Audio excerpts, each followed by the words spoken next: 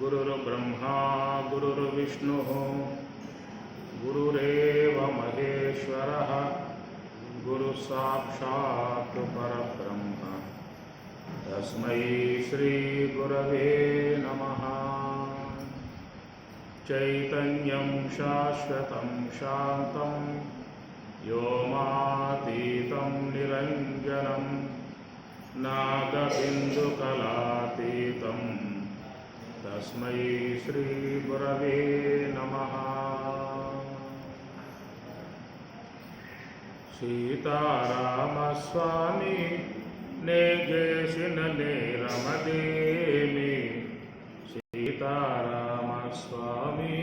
नेगेशिनले रमदेमि ख्यातिगनी पदकञ्जयुगलमुनु प्रीतितुदलपद भेदमिंचितिनु सीतारामस्वामी नेगेशिनले रमदेमि రంగుగల పదివేళ్లకు రత్నపు టుంగరములు నిన్నడిగితిన సంగరు బంగరు శాలువ పాగాలంగి నడిగట్లడిగితిన చంగట భూసుర పుంగవులెన్నగ చెవులకు చౌకట్లడిగితిన మూవల గొలుసులు ముచ్చపు సరములు అంగనలకు నిన్నడిగితిన సీతారామస్వామి నే చేసిన నేరమదేవి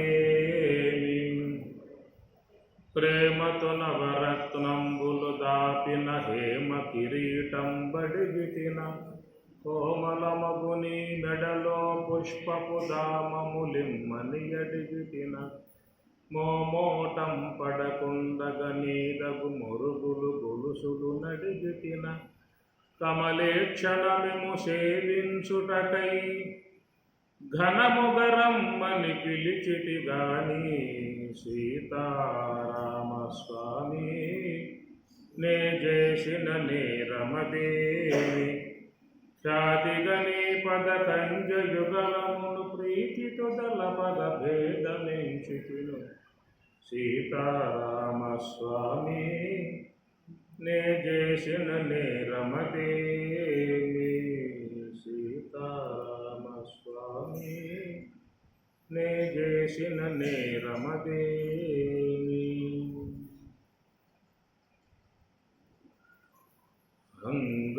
అంగములోపలను కుండలి సంగముదాపునను అంగములోపలను కుండలి సంగముదాపునను గంగాయమునా పొంగుచు పారగ గంగాయమునా పొంగుచు పారగ రంగుగడు మనులింగడుండగను కాశీకి పోవలెనా తీర్థము మోసుకురావలెనా కాశీ తీర్థము కన్నులనున్నది బేసి కన్ను శివ కాశీలనున్నది కాశీకి పోవలెనా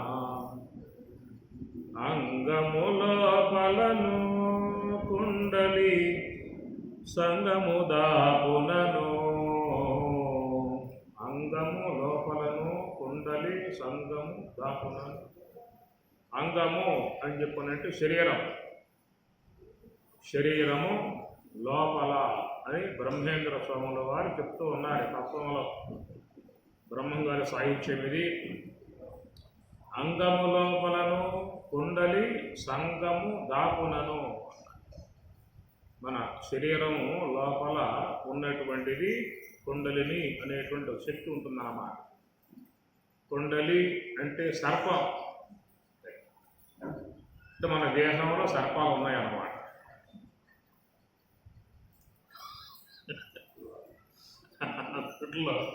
అది కూడా కుండలిని అన్నారు కాబట్టి మగ సర్పం కాదన్నమాట.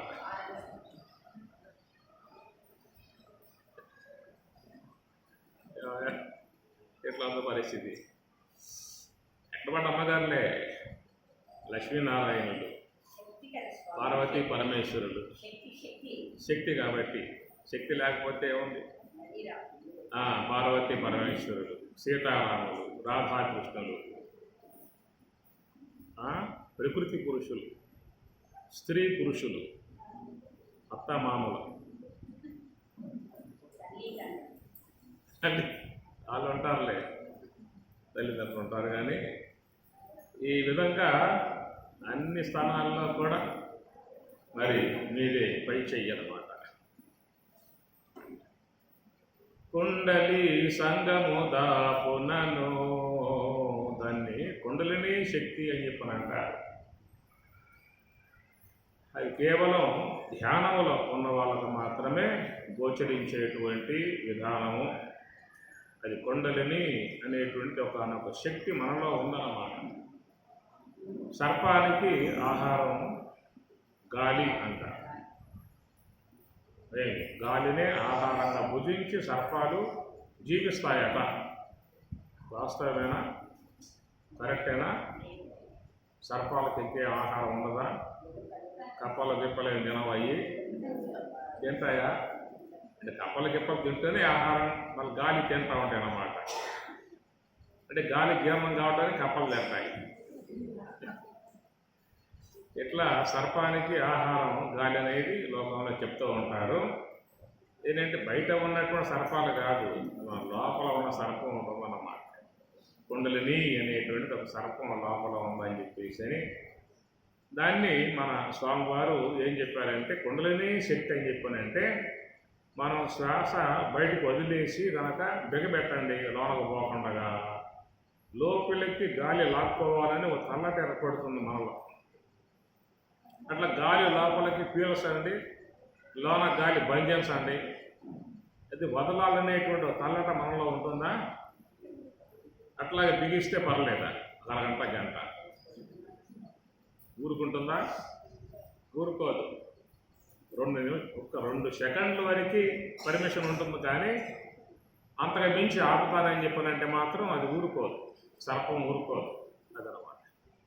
అలాంటి ఆ విధానముగా ఈ గాలిని తీసుకోవటము వదలటం లాంటి విధానంగా చేసేటువంటి లోన ఉన్నటువంటి అంశమునే స్వామివారు కుండలిని యోగం అనేదిగా వారు చెప్పినటువంటి విధానము. చాలామంది కుండలిని శక్తి అనేటువంటిది అది వాయుస్థలంలో మూలాధారం దగ్గర చుట్టుకొని ఉంటుంది. అక్కడ ఉండి ఈ గాలిని అది పీల్చుకుంటుందని చెప్పేసి అని కూడా చెప్పే విధానం కొన్ని శాస్త్రాల్లో ఉన్నది. హఠయోగ ప్రదీపిక లాంటి గ్రంథాలలో మూలాధారం దగ్గర లోపల బుధస్థానంలో అది చుట్టుకొని అక్కడ ఉంటుందనే విషయంగా చెప్తారు శాస్త్రకారులు. కానీ స్వామి చెప్పింది ఏంటంటే, మరి కుండలిని శక్తి అని చెప్పానంటే సుషుమ్నా ద్వారం దగ్గర ఉన్నటువంటి ఒక శక్తిని కుండలిని శక్తి అని చెప్పని అంటారు.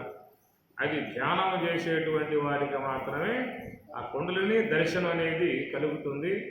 ఆ దర్శనమును పొందినటువంటి వారికి సకల శాస్త్ర జ్ఞానం వాళ్ళకు కలుగుతుంది అని చెప్పనంట. సకల శాస్త్ర జ్ఞానం వాళ్ళకి ఏర్పడుతుంది.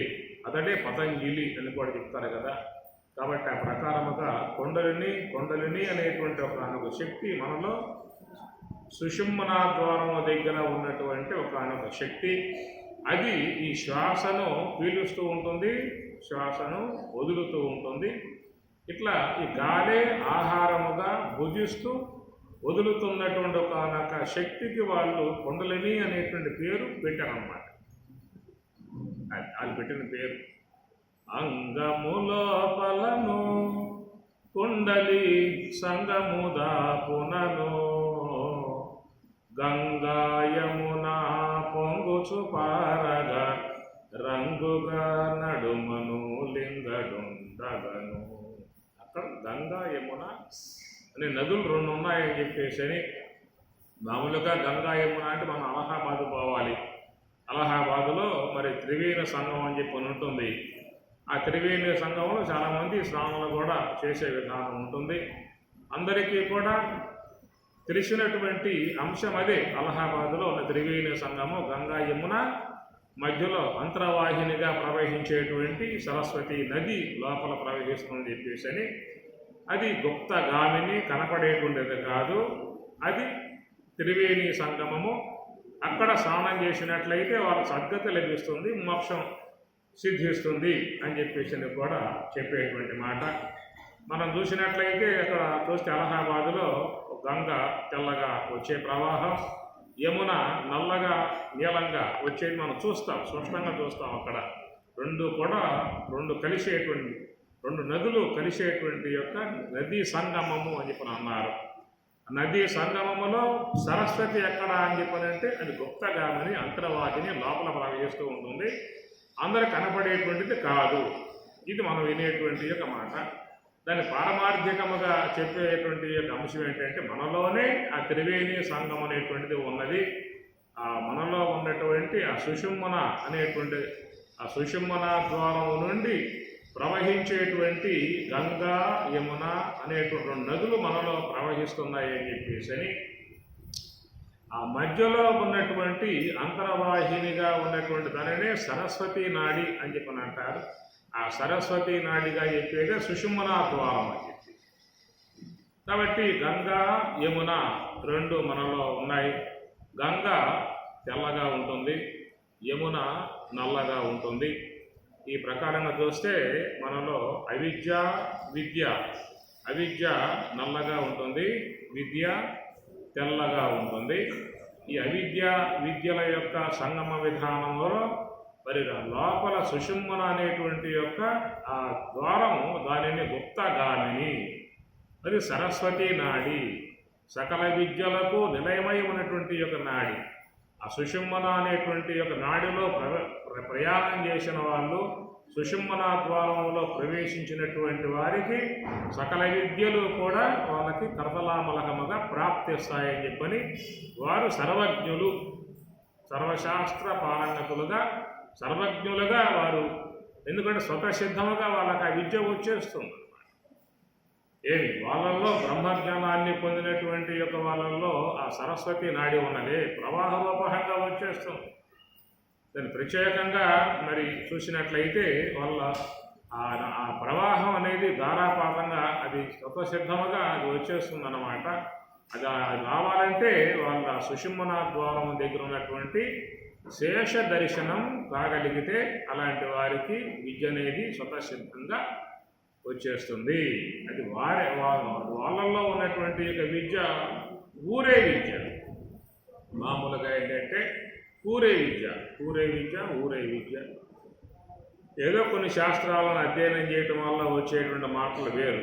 స్వతసిద్ధముగా లోపల నుంచి ఆ యొక్క ఊరుతూ వచ్చేటువంటి విధానం వేరన్నమాట. అది ఏంటంటే యోగతత్వములో బాగా ప్రావీణ్యత చెంది ఉన్నటువంటి వారికి మాత్రమే ధారాపాతముగా ఆ ప్రవాహం అనేటువంటిది ఆ విధముగా వచ్చేస్తుంది.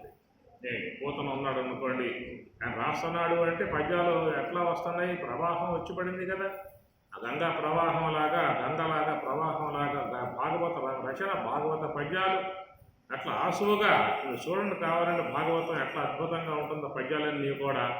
మనకు ఆశ్చర్యం వేస్తుంది. కానీ ఆశ్చర్యపడ్డాడు, ఏమయ్యా పోతనా, నువ్వు యొక్క పద్యాలని తేనెలో పూసి రాశావా, నాకు బెల్లం పాకంలో ముంచి రాశావా అని చెప్పని అంటాడు ఆయన గారు. అంటే అంత ఆసువుగా పద్యాలు వస్తున్నాయని చెప్పనంటే భగవద్ అనుగ్రహము, అనుగ్రహాన్ని పొందాడు కాబట్టి ఆయనకి. పలికెడిది భాగవతమట పలికించు విపుండు రామభద్రుండు అని లోపల ఉన్నటువంటి యొక్క ఆ ఈశ్వర తత్వమే ఆ భావాల ప్రకారంగా ఇవ్వటం కారణంగా మీకు అది ఎంతో మాధుర్యముగా వచ్చినటువంటి యొక్క అద్భుతమై ఉన్నటువంటి పురాణ కావ్యం మరి భాగవతం చూసినట్లయితే. తర్వాత ఎవరో కూడా భాగవతాన్ని రాసేందుకు ముందుకు రాలేదట. అంత అద్భుతంగా రాయగలిగే శక్తి ఎవరికి ఉండదు కాబట్టి ఎవరో కూడా రాసేందుకు సాహసం చేయలేక, ఇట్లాగా కొంతమందిలో మాత్రమే భగవద్ అనుగ్రహము, ఈశ్వరానుగ్రహముగా ఆ జ్ఞానగంగా ప్రవహిస్తుందన్నమాట. ఆ ప్రవహించిన విధానమే స్వామివారి యొక్క రచనలో కూడా దాంట్లో భాగముగా మనం దాన్ని గ్రహించుకోవాల్సి ఉంటుంది. ఈ ప్రకారముగా సుషుమ్న అనేటువంటి యొక్క అంతర్వాహిని, అంతర్వాహిని సరస్వతి నడగల దాన్ని. ఇదేమో గంగా యమున రెండు ఉండగా గుప్తగామినిగా అంతర్వాహినిగా ఉన్నటువంటి అది కనపడేటువంటిది కాదు, కేవలం యోగ తత్వములో, యోగాభ్యాసములో, యోగ సమాధిలో అనుభవపూర్వకంగా దాన్ని పొందేటువంటి విధానమే తప్ప పై కనపడే వస్తువు కాదు. కాబట్టి సరస్వతిని గుప్తగామిని అన్నారు, అంతర్వాహిని అన్నారు. అది కేవలం యోగములో మాత్రమే మహాత్ములు సుషుమ్నా ద్వారములో ప్రవేశించినటువంటి వారు మాత్రమే ఆ దివ్యత్వాన్ని పొందే అవకాశం ఉంటుంది. కాబట్టి ఇక్కడ బ్రహ్మేంద్ర స్వామి వారు చెప్పేటువంటి యొక్క మాటలు చాలా పొందికగా చెప్పుకొస్తూ ఉన్నాడు. అంగములోపలను కుండలి సంగముదా పునను, దాని కుండలిని యోగం అని చెప్పని అంటారు. అది ఎట్లాంటి విధానం అని చెప్పనంటే మన మనస్సుని సంకల్పాల నుంచి వేరు చేసి శ్వాస వెంబటే పెడతాం. ఇది మన యొక్క ప్రాథమిక దశ. ప్రాథమిక స్థాయిలో మనం చేస్తున్న పని ఏమిటంటే మనస్సుని హంసతో జోడించడమే మనం చేయాల్సిన పని, ఇంకేం చేయాల్సిన అవసరం లేదు. మేము చాలా సులభంగా చేసేటువంటి ప్రక్రియ అన్నమాట. ఊరుకున్నవాడు ఉత్తమ యోగిరా విశ్వదాగిరా వినురవేమని వేమన చాలా సులువుగా చెప్పుకొచ్చాడన్నమాట. ఊరుకున్నవాడు ఉత్తమ యోగి. ఊరుకోవడం పెద్ద కష్టం మనకేమన్నా? చేయాలంటే కష్టం, ఊరుకోవడం అంటే కష్టమా? చెప్పండి, ఏది కష్టం? చేయాలంటే కష్టమా, ఊరుకోవడం అంటే కష్టమా?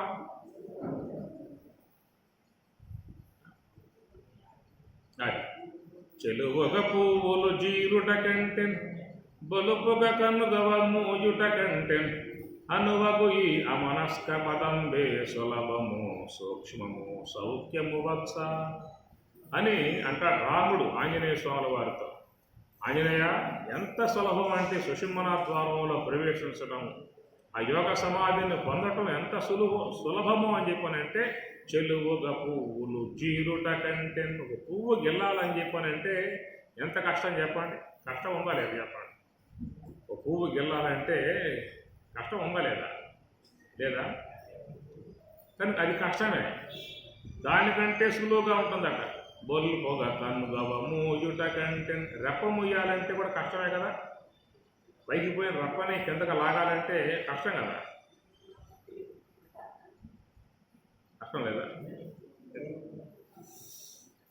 చెలువగ పూలు జీరుట కంటెన్ బొల్లు పొగ కన్నుగవ మూయుట కంటెన్ అనువగు ఈ అమనస్క పదంబే సులభము సూక్ష్మము సౌఖ్యము వత్స. పువ్వులు గెల్లటం కంటే, రప్పలు వాల్చటం కంటే ఇంకా సులువు అంటే ఇంకేవట్లా ఉంటుందండి. అది ఇంకా సులువు అంటే అది ఎట్లా ఉంటుంది చెప్పండి? ఇంకా సులువు అంట ఉందా లేదా? అవునా కదా? అబద్ధమా? స్వామి చెప్పాడు కదా రామచంద్రమూర్తి, ఎంతో సులువు అంట. ఏముందమ్మా ఇప్పుడు ఈ అర్థం ఉందనుకో, అర్థం ఎట్లా తిప్పామని చెప్పానంటే దాంట్లో ఇవన్నీ కనబడతాయి, అర్థంలో కనబడతాయి కదా. అర్థాన్ని ఇది తిప్పామనుకో మన ముఖం కనబడుతుంది. కనుక మన మనసు అనే దర్పణాన్ని, అర్థాన్ని ఇట్లా తిప్పి పెట్టాము. దాన్ని ఇట్లా తిప్పటమే కష్టమా దాంట్లో? ఏం ఇప్పుడు ఇట్లా ఉంది, ఇట్లా అన్నావంటే దాంట్లో ఏం కష్టం చెప్పండి? చాలా సులువు అన్నమాట. సులభం సౌఖ్యం. కాబట్టి ఏంటంటే స్వామి గారు చెప్పింది ఎవరికి కష్టం లేదు. వేరే వాళ్ళు ఇంకా చెప్పే వాటిల్లో కష్టాలు ఉంటాయి. అట్లా కూర్చోవాలి, ఎట్లా కూర్చోవాలి, చెవులు మూసేయాలి, కళ్ళు మూసేయాలి, నవరంధ్రాలు మూసేయాలి, ఒగ్గబట్టాలి, శ్వాస బిగించాలి అని ఇట్లాగా అనేక రకాలుగా చెబుతూ ఉంటారు అన్నమాట. దాని తంటాలు పడి విన్నాను. స్వామి ఏం చెప్పాలి, చాలా సులువుగా చేసుకున్నట్లుగా. వీళ్ళు నువ్వు కింద కూర్చోలేవా, కుర్చీలో కూర్చొని చేసుకో. మన కుర్చీలో కూర్చొని చేసుకోలేవా, పడుకుని చేసుకో. నిద్రపోయేటప్పుడు కూడా గురు మంత్రాన్ని చెప్పుకొని అట్లాగా కళ్ళు మూసేసుకొని ఆ శ్వాసనే గమనిస్తూ పోయావంటే యోగ సమాధికి వెళ్ళిపోతామని చెప్పని కూడా స్వామి సులువుగా చెప్పుకొచ్చాడు. ఎవరికి ఇబ్బంది లేకుండా చెప్పుకొచ్చిన విధానం అన్నమాట. కాబట్టి ఆ ప్రకారముగా చూసినట్లయితే మరి ఆ యొక్క సుషుమ్న అనేటువంటి యొక్క ద్వారంలో ప్రవేశించేటువంటి విధానం ఏమి లేదు, ఆ శ్వాస వచ్చే పోయే శ్వాసను గమనిస్తూ కూర్చుంటే చాలు. అక్కడి నుంచి నీకు అన్నీ వచ్చేస్తాయి అన్నమాట. ముఖ్యంగా ఆరోగ్యం వస్తుంది, శారీరక ఆరోగ్యం వస్తుంది, మానసిక ప్రశాంతత వస్తుంది. యోగ సమాధి బ్రహ్మానందం మోక్షం అనేటువంటిది తర్వాత సంగతి. ముందు మనకేంటంటే లభించేటువంటివి శారీరక ఆరోగ్యం వస్తుంది, మానసిక ప్రశాంతత వస్తుంది. కనుక ముందు మనకేంటంటే ఈ రెండు కూడా ముఖ్యం. మన జీవనం వ్యవహార జీవనం చేసేటువంటి వారికి శరీరం ఆరోగ్యంగా ఉండాలి, మనస్సు ప్రశాంతంగా ఉండాలి. కాబట్టి ఈ రెండు కూడా ముందు ప్రసాదించే విధానం అన్నమాట. కాబట్టి ధ్యానములో ఉన్నటువంటి వారికి చక్కటి ఆరోగ్యం ముఖ్యంగా వస్తుంది. కాబట్టి కనీసం దానికోసమన్నా చేయండి. ఎందుకు అంటే మన శరీరంలో రసాలు స్రవిస్తాయి. ఏమి ఓనకు పైగాను తీర్థపు వాన కురియగాను మేను మరచి నీవు కానక తిరిగెవు లోన వెదకి శివ ధ్యానము. కోనకు పైగాను తీర్థపు వాన కురియగాను. మనలో అట అమృత ధార అనేది ఏర్పడుతుంది. ధ్యానం చేసే వాళ్ళకి త్వం తదాప ఆపో జ్యోతి రసోమృతం బ్రహ్మభూహు భువః సువః ఓం త్వం తదాప ఆపో జ్యోతి రసోమృతం అన్నాడు. మంత్రపుష్పంలో వస్తుంది, గాయత్రి మహామంత్రంలో చెబుతారు. రసోమృతం మనలో అట ఊరేటువంటి యొక్క రసాలు అమృతముగా పరిణమిస్తాయని చెప్పినాక మనలో రసాలు ఊరుతూ ఉన్నాయి, లాలాజలాలు ఊరుతూ ఉన్నాయి.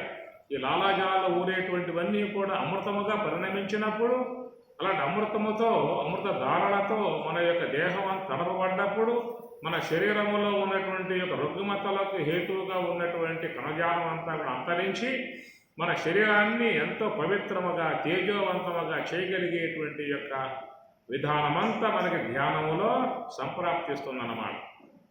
ముఖ్యంగా గృహంలో పిల్లలు కానీ పెద్దలు కానీ అందరూ కూడా చక్కటి ధ్యాన విధానాన్ని ఏర్పాటు చేసుకోవాలి. ధ్యాన కుటీరముగా, ధ్యాన గృహముగా, ధ్యాన విధానముగా చేసుకున్నట్లయితే చిన్నప్పటి నుంచే కనుక రాగలిగితే వాళ్ళల్లో మంచి మేధస్సు పెరుగుతుంది, జ్ఞాపక శక్తి పెరుగుతుంది, మంచి పటుత్వం ఏర్పడుతుంది, మంచి పాఠవం వస్తుంది. అన్ని విధాయకాలుగా సకదిద్దేటువంటి విధానం మనకి యోగ తత్వం ద్వారా వచ్చేటువంటి మార్గం. కాబట్టి కొన్ని కుటుంబాలు ఉన్నాయి, వాళ్ళ పిల్లలతో కూడా అందరూ కూడా ఒక సమయం పెట్టుకుని ధ్యానం చేస్తారు. ధ్యానం చేశాక కాసేపు స్మరణ చేస్తారు, భజన చేస్తారు, భగవత్ ధ్యానం చేస్తారు, తర్వాత భోజనం చేస్తారు.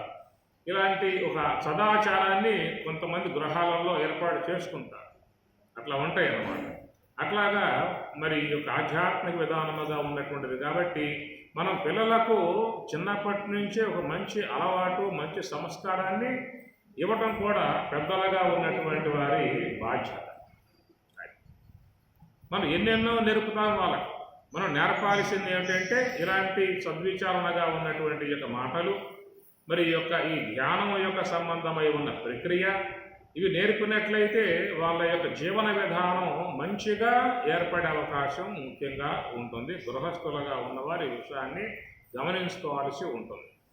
మీరు మీ ఇంటి ముందు ఒక మొక్క పెడతారు, మొక్క పెట్టి ఊరుకోరు కదా, దాన్ని పాదు చేస్తారు, దానికి పుల్ల గుచ్చుతారు, ఆ పుల్లకు తాడు కడతారు, సాఫీగా పోవడానికి ప్రయత్నం చేస్తారా లేదా, వంకర పోకుండా. కాబట్టి ఒక మొక్క పెడితే ఆ మొక్క యొక్క విషయంలో శ్రద్ధలు వహించి అది వంకర పోకుండా ఉండేట్లుగా కర్రలు కట్టి సాఫీగా పోయే విధానంగా చేస్తూ ఉన్నానే. మరి పిల్లకాయలుగా ఉన్నటువంటి వారు సవ్యంగా ఎదగటానికి ఏం కర్రలు కట్టారు? ఏం చెప్పారు? ఈ మొక్కలేగా, ఈ పెరిగే మొక్కలేగా ఇవి కూడా. మరి ఈ మొక్కలకి ఏం కట్టారు? కర్రలు వంకరలు పోతా ఉన్నాయి. వాడు సవ్యంగా పెరగటం లేదు, లెక్క లేకుండా తిరుగుతూ ఉన్నాడు, వ్యవహారం చేస్తూ ఉన్నాడు, పెద్దలనే తిడతా ఉన్నాడు, కొడతా ఉన్నాడు. తర్వాత అంటారు వీళ్ళు, మా అబ్బాయి అండి తాగి వస్తున్నాడు, కొడతా ఉన్నాడు, ఏం చేయాలన్నాడు. ఏం చేస్తావు ఇప్పుడు నువ్వు? ఇంకా వాడు ముందే చక్కదిద్దుకోవాలక. వాడు తాగొచ్చి కొడుతున్నాడు అని చెప్పారంటే తప్పు వాడిదా మందా? ఎవరు తప్పు? అట్లా పెంచావు కాబట్టి వాడు కొడతా ఉన్నాడు.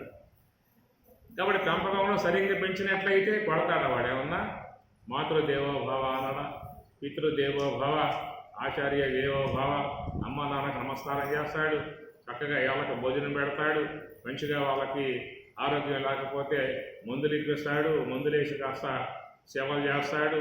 ఇలాగా ఉండేట్లుగా వాడిని మనం పెంచుకోవాలి, క్రియేట్ చేసుకోవాలి. అతి గారాబం చేసేసి వాడిని ఇష్టల విడిగా పెరిగే విధానం వదిలిపెట్టి పారేసేసి ఆ తర్వాత వాడి వల్ల పెద్ద గొడవలు వస్తూ ఉంటే, వాడి వల్ల తగాదాలు వస్తూ ఉంటే, వాడి వల్ల ఇంట్లంతా కూడా గందరగోళం అవుతూ ఉంటే అప్పుడు బాధపడే పరిస్థితి చేసే కుటుంబాలు ఈనాడు చాలా ఉన్నాయి. కారణం ఏంటంటే మనం పెంపక విషయంలో శ్రద్ధ వహించలేదు, గారాబం చేసాం. మావాడు మావాడు మా వంశస్థుడు అది ఇదని చెప్పని గారాబం చేసాం. వాడు పెరిగిన తర్వాత పట్టు కొట్టే స్థాయికి వాడు వచ్చేసాడు. ఉన్నాయా లేవా కుటుంబాలు ఈ విధంగా సొసైటీలో ఉన్నాయా? అది అందువల్ల చక్కటి మరి స్వామివారి యొక్క విద్య ఉన్నది కాబట్టి అలాంటి ఆశ్రమం తీసుకురండి, కాసేపు స్వామి దగ్గర కూర్చోబెట్టండి, స్వామివారికి ధ్యానం చేయించండి, జపం చేయించండి, గురు బ్రహ్మ గురు ఋషి శ్లోకాలు నేర్పించండి. ఇంకా స్వామివారు ఉన్నారు, భగవద్గీత శ్లోకాలు రోజు నేర్పించండి. ఇట్లా మెల్లమెల్లగా వాళ్ళలో ఆధ్యాత్మిక అంశాలు మనం ప్రవేశింపజేయాలి. మహాత్ములు ఇచ్చినటువంటి యొక్క వేదవాక్యాలు కొన్నైనా వాళ్ళు మనసు లోపల చొప్పించాలి.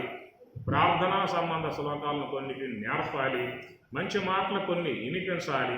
ఇవన్నీ కూడా మనస్సులో పడాలి. మనస్సులో పడ్డటువంటి యొక్క సంస్కారాలు పోయే అవకాశం కాదు.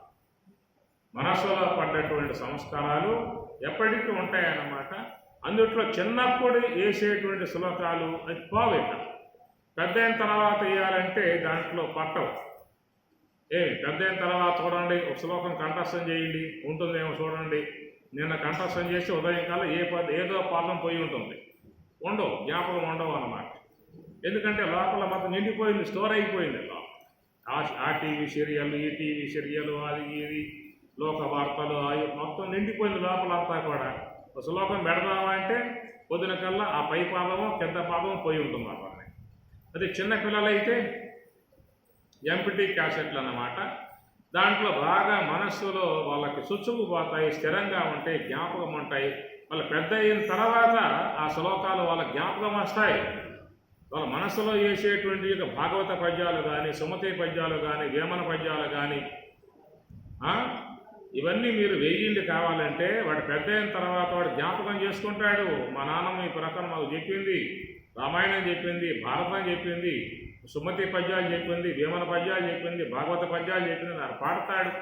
అలాగా వాడికి జ్ఞాపకం వస్తాయి. అవన్నీ కూడా ఆ జ్ఞాపకం వచ్చినప్పుడు వాడు చక్కగా వాడిని అధ్యయనం చేసుకుంటాడు, ఆ జ్ఞానాన్ని జీవితంలో అన్వయం చేసుకుంటాడు, తన జీవితం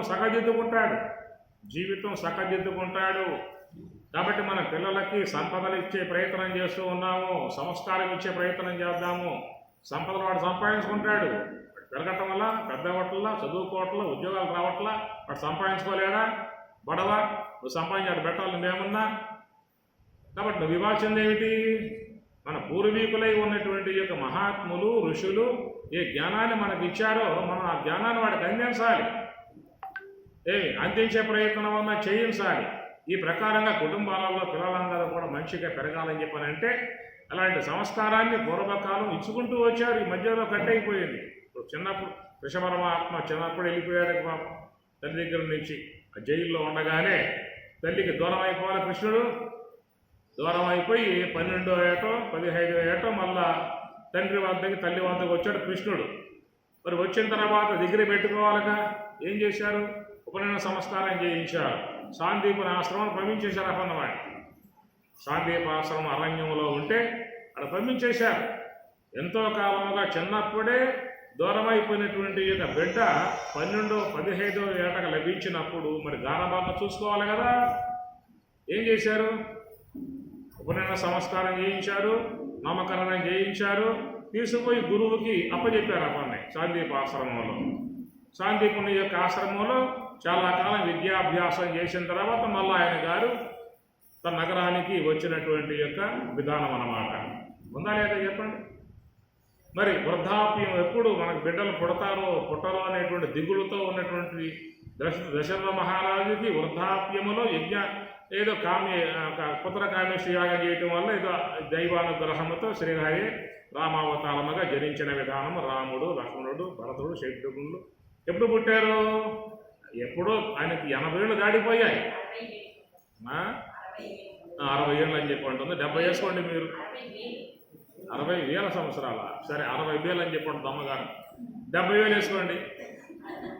ఏమి మరి అంత అంత వృద్ధాప్యం అయిపోయి గడ్డ మెరిసిపోయి రేపో మాపో పోతాం అనేటువంటి సందర్భాల్లో బిడ్డలు పుట్టినప్పుడు మరి ఆ బిడ్డలని దగ్గర పెట్టి చూసుకుంటారు లేదా? కలక కలిగితే ఏం చేస్తారు? వాళ్ళని ఎంతో ముద్దాడుకుంటూ దగ్గర పెట్టుకుంటారు.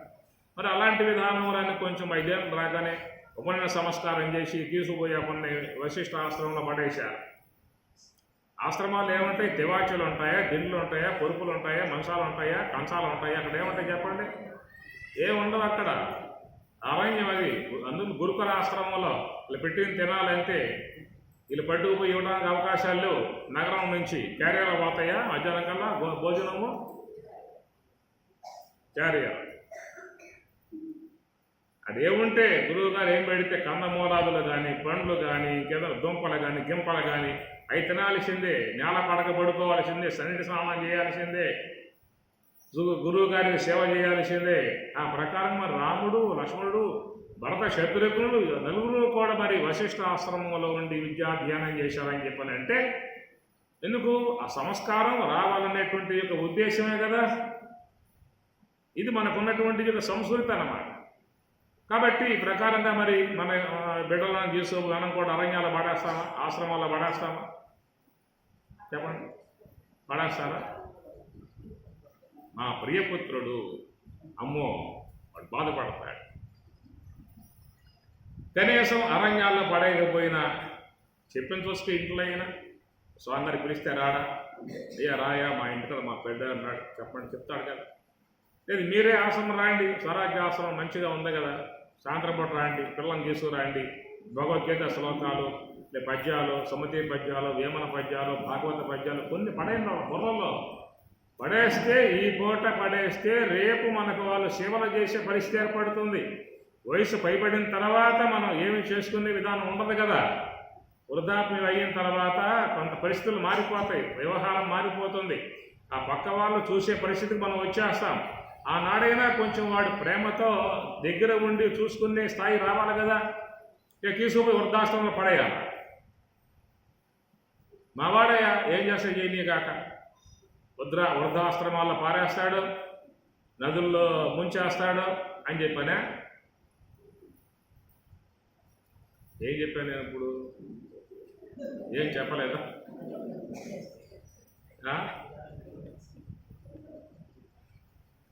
కాబట్టి ఆ ప్రకారంగా పూర్వం మనకి అందరూ కూడా ఆ ఆశ్రమాలలోనే అధ్యయనం చేసిన విధానం మనకి మంచిగా స్వరాజ్య ఆశ్రమం అరణ్యాల్లో లేదు.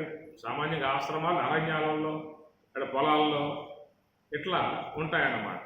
మన ఆశ్రమం అయితే ఊరు మధ్యలో మంచిగా స్వామిగారు కూడా అది గమనించి ఇదంతా బయటికి పోలేరులే, ఊరలపలకు పోలేరు అని చెప్పి ఉద్దేశంతో ఈ ఊరు నడి మధ్యలో అర్ధెకరా స్థలం మనకి ఇచ్చిపోయాడు.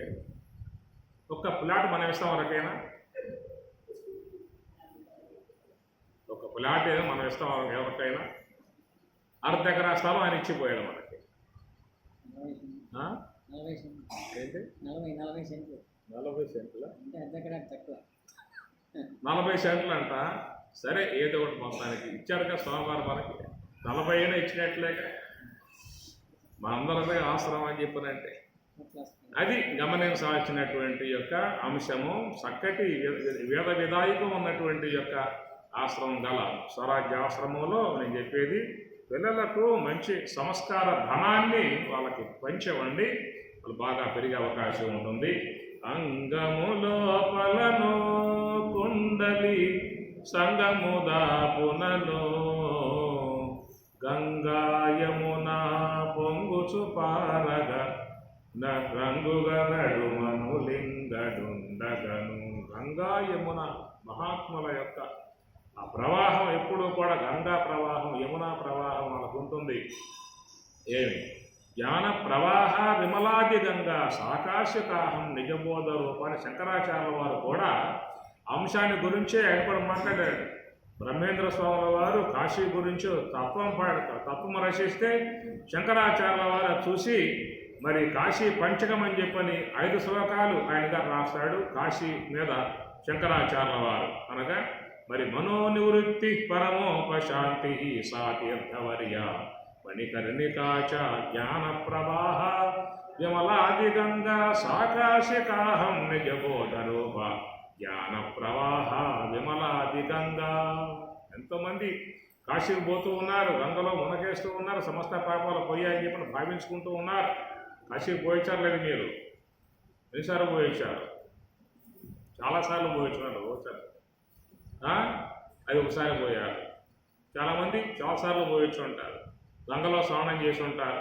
ఒక పవిత్ర భావన, ఒక పుణ్య భావన, భగవద్భావన మనస్సు అంతా కూడా ఒక ఉప్పొంగుతూ ఉండేటువంటి విధానముగా ఆ కాశీ పట్టణం పోగానే అందరికీ ఒక పారవశ్యం ఏర్పడుతుంది. పుణ్యక్షేత్రానికి వచ్చాను, పురాతన క్షేత్రానికి వచ్చాను, విశ్వేశ్వరుని క్షేత్రానికి వచ్చాను, అన్నపూర్ణమ్మ క్షేత్రం. ఈ భావం సాధారణంగా వ్యక్తుల భక్తి భావన కలిగే అవకాశం ఏర్పడుతుంది అన్నమాట. కాబట్టి ఆ ప్రకారంగా గంగలో మరి స్నానం చేసినప్పుడు పవిత్ర భావం మనకు కూడా వస్తుంది.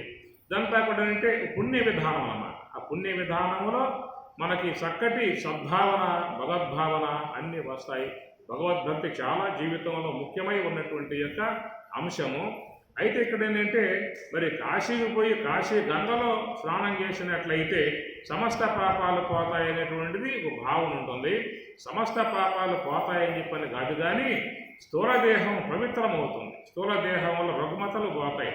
పవిత్రమై ఉన్నటువంటి గంగ కాబట్టి దాంట్లో స్నానం చేసినట్లయితే ఈ శారీరక సంబంధమై ఉన్నటువంటి కల్మషాలు మొత్తం పోతాయన్నమాట. ఆరోగ్యమే మహాభాగ్యం కదా. శరీరం ఆరోగ్యంగా ఉంటే అది మహాభాగ్యము అని చెప్పి అన్నారు. కాబట్టి పవిత్రమై ఉన్నటువంటి గంగలో స్నానం చేసినట్లయితే శరీరములో ఉన్న రుగ్మతలు తొలగి శరీరం ఆరోగ్యముగా అయ్యే అవకాశము ఉంటుందన్నమాట. కాబట్టి ఇక్కడ గంగా అని చెప్పినప్పుడు రెండు ఉన్నాయి గంగలు. ఒకటేమో శ్రీమన్నారాయణుని యొక్క పాదోద్భవ గంగ అన్నారు. శ్రీమన్నారాయణుని యొక్క ముఖ కమలము నుంచి ఆవిర్భావం అయినటువంటి జ్ఞాన గంగ. శ్రీ మహావిష్ణువు యొక్క పాదాల నుంచి పుట్టిన గంగ ఒక గంగ, శ్రీ మహావిష్ణువు ముఖ కమలము నుంచి పుట్టిన గంగ ఒక గంగ అన్నమాట. అది జ్ఞాన గంగ అన్నారు.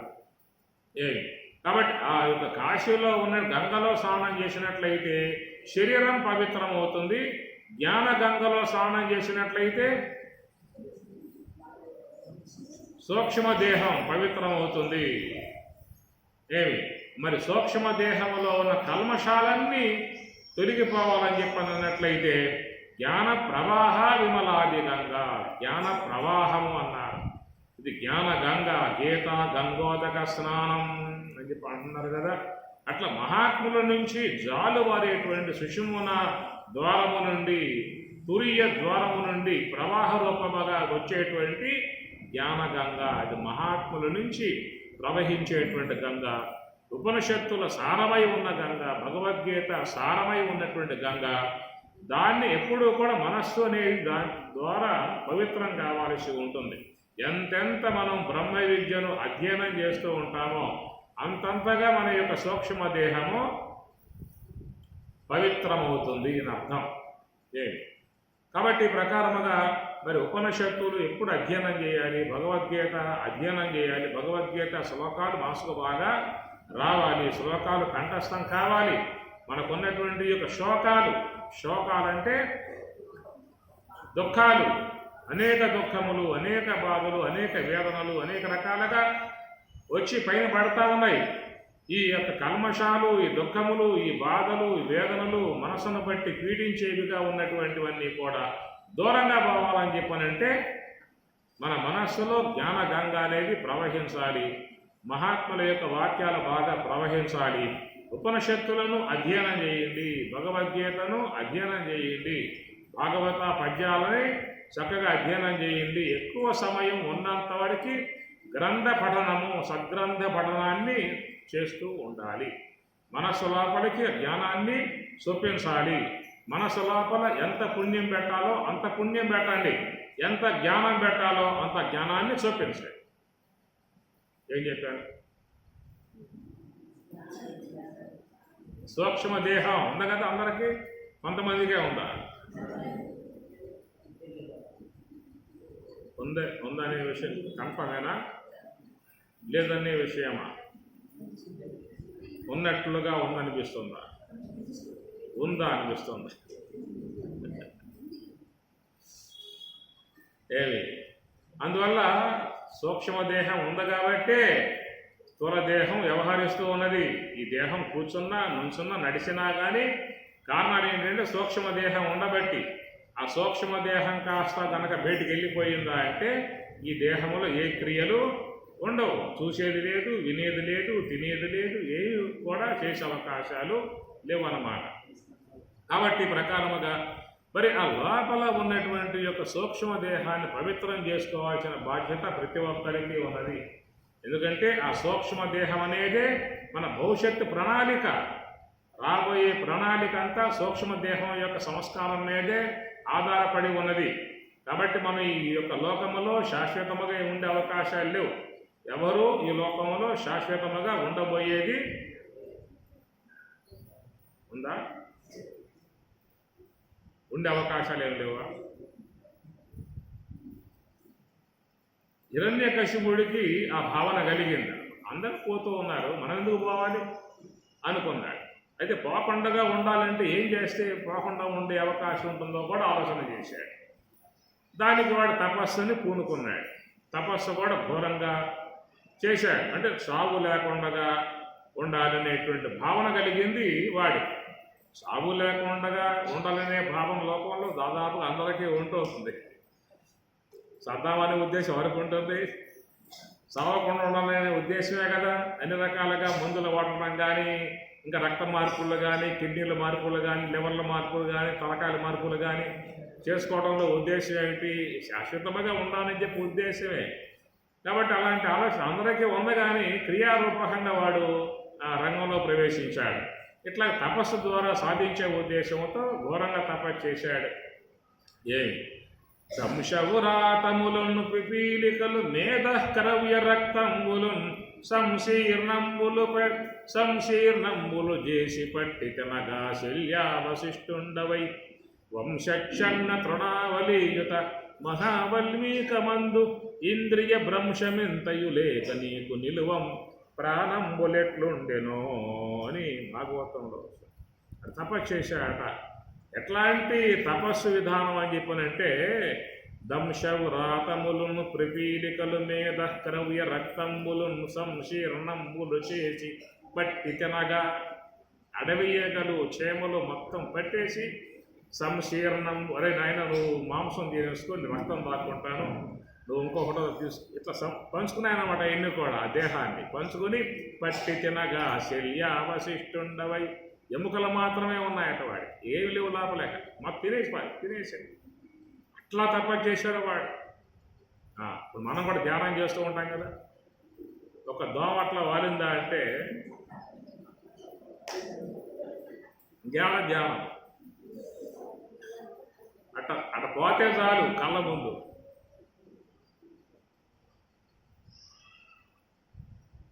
శల్యావశిష్టుండవై వంశక్షన్న తృణావలీయుత మహావల్మీకమందు ఇంద్రియ భ్రంశమెంతయు లేక నీకు నిలువం ప్రాణంబులెట్లుండేనని బ్రహ్మదేవుడు ఆశ్చర్యపోయాడు. అరే ఎంతగా తపస్సు చేసేవారు నువ్వు, ఇంతకుముందు ఎవరు చేసింది ఎవరు లేరు, చూసింది లేదు నేను కూడా అని ఆ విధంగా బ్రహ్మ మెచ్చుకుని, సరే నాయన తపస్సు చేసేవాళ్ళు కదా, వరం కోరుకో, ఏం కోరుకో ఇస్తా అని చెప్పిన అన్నాడు. నాకు సావే ఉండకూడదు స్వామి, దానికోసం కూర్చున్నా అన్నాడు.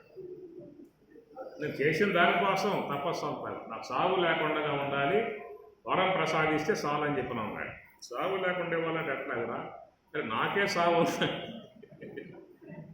నేనే పోవాలి, నీకు అట్లా ఇచ్చేది నాకు లేదే, నాకేమైనా ఉంటే నీకు ఇచ్చే అవకాశం ఉంటుంది, నాకే లేదే. అద్య బ్రహ్మణ ద్వితీయ ప్రార్థే శ్వేతవరాహ కలిపేమై చెప్పుకోవట్ల సంకల్పం మనం. అద్య ఇప్పుడు బ్రహ్మదేవునికి ద్వితీయ ప్రార్థే 50 ఏళ్ళు 60 ఏళ్ళు పడతా ఉంది, షష్ఠి పూర్తి కాబోతా ఉన్నది. 40 ఏళ్ళు అయితే మన బ్రహ్మ కాస్త వెళ్ళిపోవాల్సి వస్తుంది. ఏ బ్రహ్మలోకేష్ పరాంతకాలి వెళ్ళిపోవాలి, కొత్త బ్రహ్మ వస్తాడు, రేపు రాబోయే బ్రహ్మ ఆంజనేయ స్వామి అని చెప్పి అంటున్నారు. ఆయన గారు వస్తే మూతులు తోకలు కూడా పెట్టేసుకునే అవకాశాలు ఉంటాయి. అందుచేత నాకే లేదురా శాశ్వతత్వము, నీకెట్లా ఇచ్చేది, ఇంకో వరం కోరుకోమని చెప్పని అన్నప్పుడు అప్పుడు ఈయన గారు ఆలోచించాడు. సరే, సావు ముఖ్యంగా ఉండకూడదు, అసలు సావు ఎక్కడెక్కడ వస్తుందో చూసుకున్నాడు వాడు. మొత్తం లెక్కలన్నీ వేసుకున్నాడు. మామూలుగా చేస్తే భూమి మీద సావటం ఉంటుంది, జలంలో సావటం ఉంటుంది, అగ్నిలో సావటం ఉంటుంది, వాయువులో సావటం ఉంటుంది, ఆకాశంలో సావటం ఉంటుంది. సస్తే రాత్రి కూడా సావాలి, పగటి కూడా సావాలి. మొత్తం లెక్కలంతా వేసుకున్నాడు. అట్లనే స్వామి గారితో విన్నవించుకున్నాడు. గాలిన్ కుంభిని అగ్ని అంభువుల ఆకాశస్థలిన్ దిక్కులన్ రేలన్ ఘస్రములన్ తమ ప్రభల భూరిగ్రాహ రక్షో మృగ వ్యాల ఆదిత్య నరాది జంతు కలహ వ్యాప్తిన్ సమస్త శస్త్ర అస్త్రాలిని మృత్యువు లేని జీవనం. ఇది నా కోరిక. అర్థమైందా పద్యం? గాలిన్ కుంభిని భూమి, గాలిన్ కుంభిని అగ్ని అంబువల ఆకాశస్థలిన్ దిక్కులన్ రేలన్, దిక్కులన్ దశ దిక్కులలో రేలన్ రాత్రిపూట, తమ ప్రబల భూరిగ్రాహ రక్ష మృగ వ్యాల ఆదిత్య నరాది మానవులు, రాక్షసులు, జంతువులు, పాములు, కప్పలు, తేళ్ళు, దోమలు, గేములు, మృత్యువు లేని జీవనము లోకాదీశ విప్పింపవి. ఇది వాళ్ళు అనుకున్నాడు. అబ్బాయి కోరుకున్న వరం బాగా ఉంది, తదాస్తు ఇచ్చేశాను. అప్పుడు అడిగాడు స్వామి, చిన్న డౌట్ అన్నాడు. ఏమిటా డౌట్? ముందు అడిగా సాగు లేకుండగా అని చెప్పేశాడు. అది నువ్వు వల్ల కాదని చెప్పను అన్నావు. రెండో వరం కోరుకున్నా, భూమి మీద జలంలో అగ్నిలో వాయువులు ఆకాశంలో రాత్రిపూట పగటిపూట దిక్కులలో పాముల చేత మానవుల చేత దాదాపు లేనట్లేగా. ఎవడైనా సావాలంటే భూమి మీద దాస్తాడు, జలంలో దాస్తాడు, అగ్నిలో దాస్తాడు, వాయువులో దాస్తాడు, ఆకాశంలో దాస్తాడు, ఈ దిక్కుల్లో దాస్తాడు, రాత్రిపూట పగటి దాస్తాడు. నాకు లేవు కదా. దానికి దీనికి ఉన్న తేడా ఏంటి? అరే, ఈ దానికి దీనికి ఉన్న తేడా నాకెందుకు, ఆ పైవాడు కూడా ఉన్నాడు చూసుకుంటాను.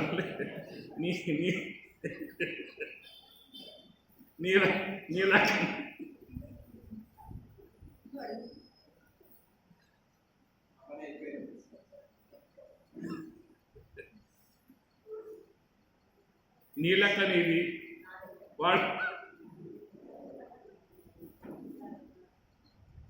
అరే, నీ బుర్రకే ఇన్ని ఆలోచనలు ఉంటే బుర్ర ఇచ్చిన వాడికి, నీ బుర్రకే ఇన్ని ఆలోచనలు ఉంటే బుర్ర ఇచ్చిన వాడికి వాడు తెలియదా?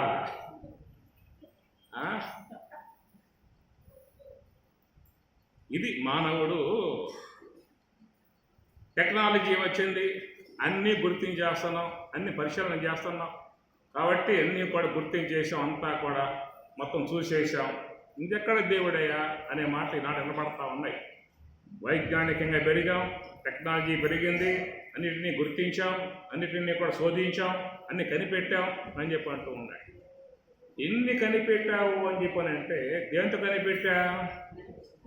బుర్రతో, బ్రెయిన్తో కదా. అది ఇచ్చింది ఎవడు? కనుక ఈ బుర్రకి ఎంత తెలివి ఉంటే దాన్ని పెట్టిన వాడికి అందుచేత ఒకనొక శక్తి విశ్వంలో ఉంటుంది. కాబట్టి ప్రకారముగా ఏదో ఒకనాడు శరీరాన్ని వదిలి పోవాల్సిన పరిస్థితి ఏర్పడుతుంది. కాబట్టి దానికోసముగా మహాత్ములు చెప్పేది మన యొక్క సూక్ష్మ దేహాన్ని చక్కగా సకదిద్దుకోవాల్సి ఉంటుంది, మంచి సంస్కారాన్ని అందించాల్సి ఉంటుంది. ఎంత పుణ్యాన్ని నువ్వు పెట్టగలుగుతావో సూక్ష్మ దేహంలో నిశ్శబ్దం చేసుకో.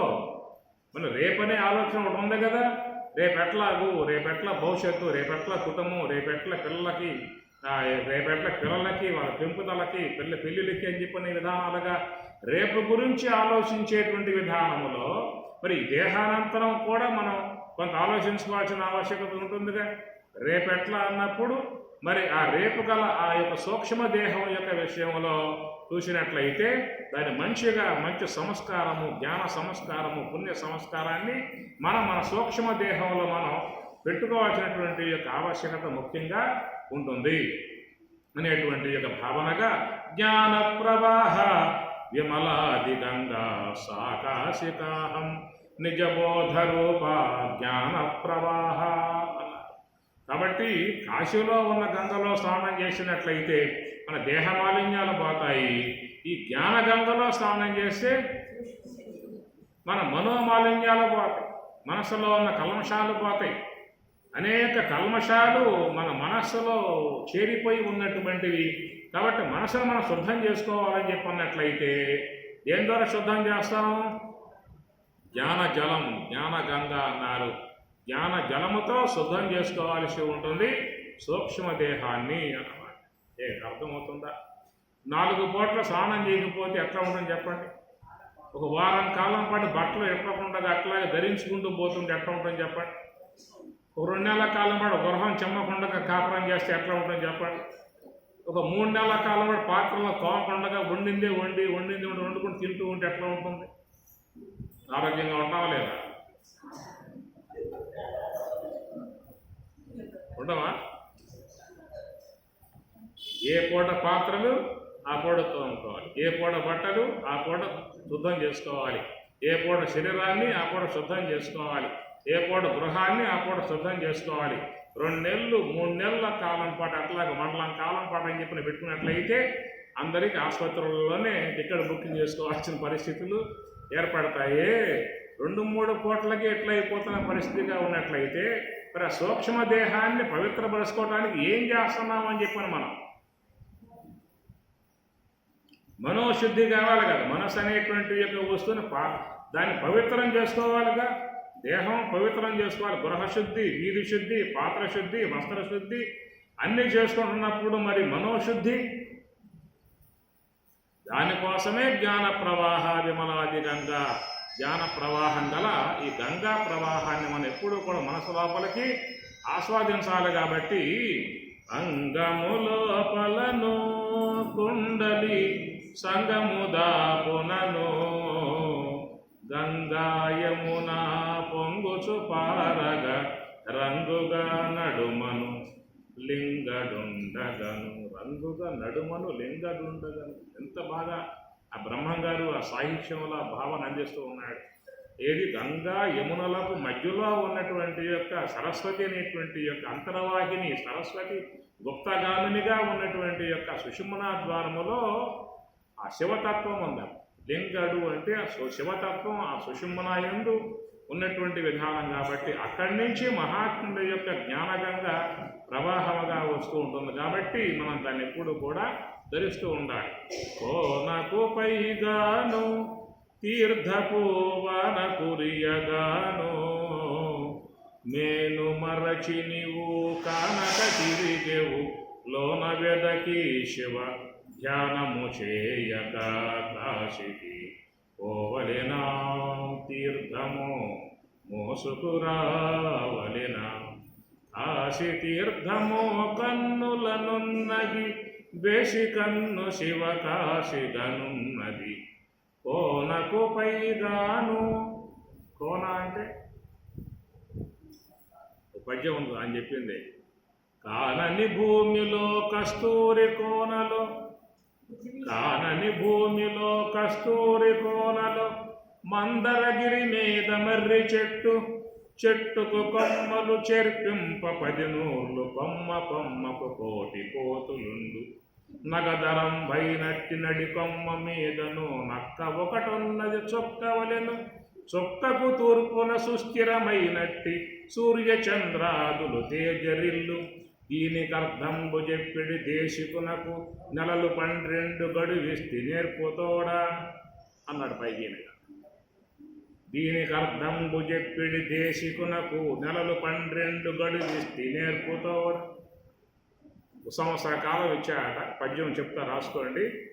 మీకు సంవత్సరం గడివిస్తున్నాను నేను కూడా. వచ్చే సంవత్సరం ఇదే ఆరాధనకి మీరు అర్థాలు దానికి చెప్పాల్సి ఉంటుంది.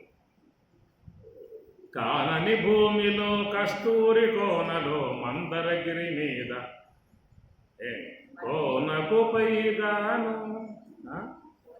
ఏంటి లోనకు పైగాను తీర్థపు వాన కురియగాను. ఎంత బాగా ఆ ధ్యానములో ఉన్నప్పుడు మీకు ఆ వాన కురుస్తుందట, అమృత ధారలు కురుస్తాయట, దేహమంతా దడపడతాయట, మీ దేహమంతా పవిత్రమవుతుంది, మీ దేహంలో కర్మకాలన్నీ తొలగిపోతాయి, దేహంలో రుగ్మతలన్నీ కరిగిపోతాయి, మంచి ఆరోగ్యం వస్తుంది, మనసు ప్రశాంతంగా ఉంటుంది. ఇంకేం కావాలి జీవితాన్ని చెప్పండి? శరీరం ఆరోగ్యంగా ఉంటే మనసు ప్రశాంతంగా ఉంటే ఏం కావాలి జీవితం? దానికోసం ఇవన్నీ కూడా పెట్టుకున్నది.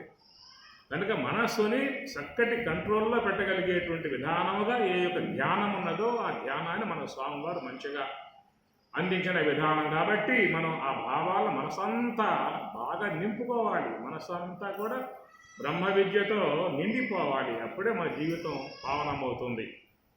నింపటం లేదంటే నింపుతూ ఉన్నాం. ఈ లోకంలో ఉన్నటువంటి వాటన్నిటిని ఊడ్చుకొచ్చి లోపల కుక్కి ఏమైపోయింది? మనసంతా అనాత్మతో నింపుతూ ఉన్నామా, ఆత్మ జ్ఞానముతో నింపుతూ ఉన్నామనేటువంటిది గ్రహించుకోవాల్సి ఉంటుంది. తెలియజేసుకుంటూ ఈ రోజున మరి మన పూజ్య మహాత్ములు